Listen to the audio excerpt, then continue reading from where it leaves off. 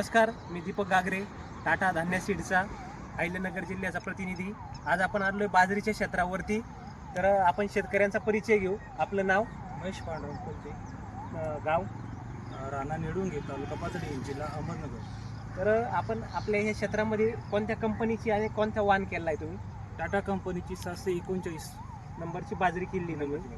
तर हा जी बाजरी केली तुम्ही, तर यामध्ये तुम्हाला चांगले वैशिष्ट्य काय वाटले? ही जी टाटाची 739 बाजरी केली त्यात ही बाजरीचे फुटवे जास्त प्रमाणामध्ये आहे आणि ही बघू बाजरी- शकता। 2 मिनिटं, फुटवेची संख्या बघू शकता। 1 2 3 4 5 फुटवे। हां, फुटवेची संख्या चांगली वाटली। हा. त्यानंतर अजून ही बाजरी हिरवीगार देखील आहे, म्हणजे काढायच्या काळामध्ये आली तरी हिरवीगार हा. बाजरी चाऱ्यासाठी अतिशय उपयुक्त आहे।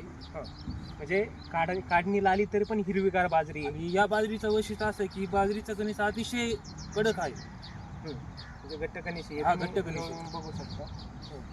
घट्ट कणीस आणि दाण्याची साईज दाण्याची साईज बी एकदम चांगली आहे आणि एक कणीस ही 1 फुटापर्यंत आहे direct. म्हणजे या ठिकाणी उत्पादन देखील चांगल्या प्रमाणामध्ये या ठिकाणी होऊ शकतं।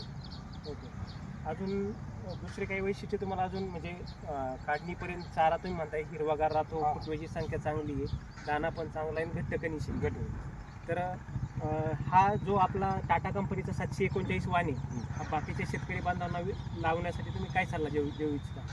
बाकी शेतकऱ्यांना असं मी सांगू इच्छितो की सर्वांनी ही टाटा 739 प्रकारची असणारी जी बाजरी आहे ही बाजरी लावावी, कारण ही बाजरी अतिशय उत्पादन क्षमतेमध्ये चांगल्या प्रकारची आहे, खायला अतिशय रुचकर आहे, चविष्ट आहे आणि फुटवेची संख्या जर जास्त प्रमाणात आहे त्याच्यामुळे उत्पादन देखील आपल्या या ठिकाणी वाढू शकतं।